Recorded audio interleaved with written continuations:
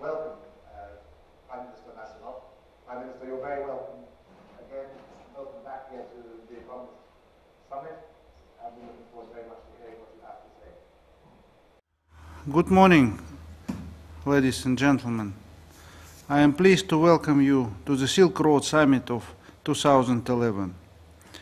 It's a shame that I was not able to join you in person, but I am glad to be with you by way of this video link. Let me start by offering a warm welcome to you all and thanking you for attending this important conference. I would also like to take note of something very special which is happening here in Kazakhstan, where in just a few weeks we will celebrate our 20th anniversary as an independent nation. We are very proud of what we have achieved over these 2 decades, but we also remain very ambitious for the future.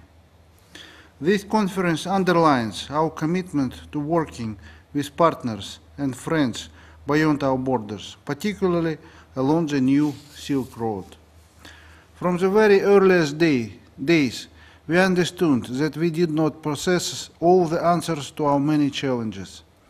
A deliberate decision was made to open our country to outside ideas, advice and investment, support which many of you here have helped provide.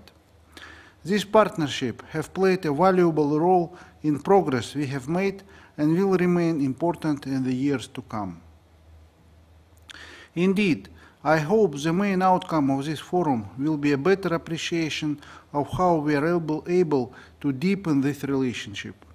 But before you start your formal agenda, I would like to take a few minutes to set out the background to your discussions.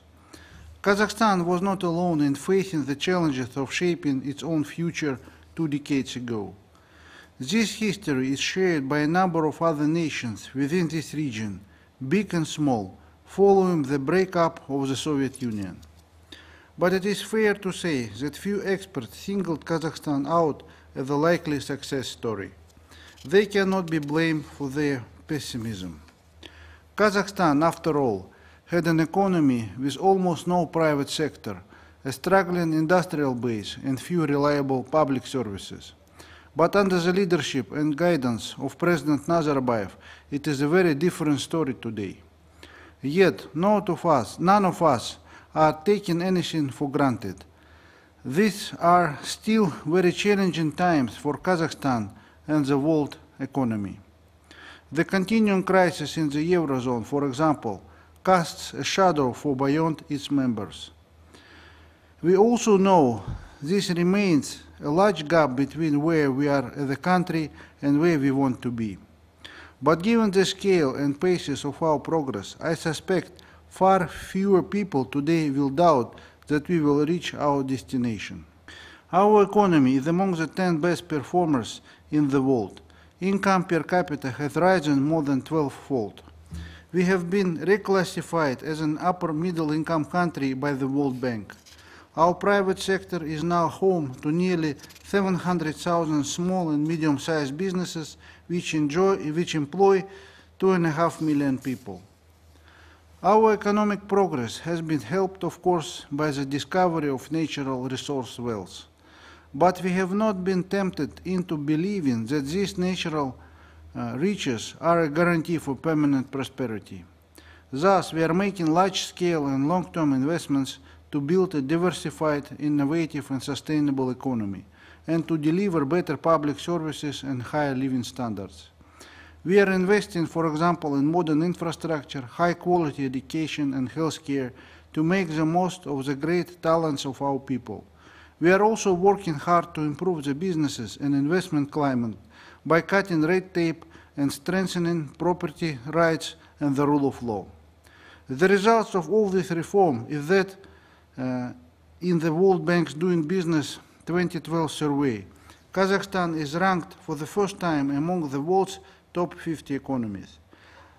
Our decision to end with the requirement for OECD nationals from next year, at first for a trial period, should further improve this position.